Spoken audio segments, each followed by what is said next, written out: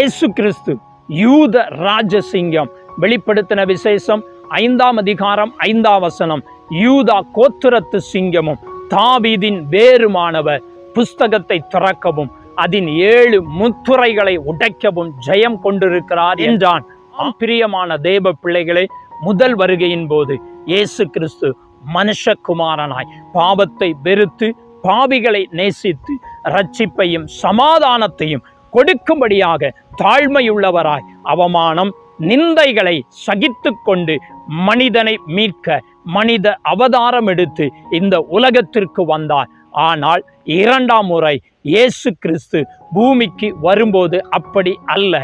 ராஜாதி ராஜாவாக உலக மக்களை நியாயம் தீர்க்கும் நியாயாதிபதியாக நீதிபதியாக இந்த பூமிக்கு மீண்டும் வரப்போகிறார். அவர் வரும்போது அவரை சந்திக்க பரிசுத்தமாய் உண்மையாய் வாழ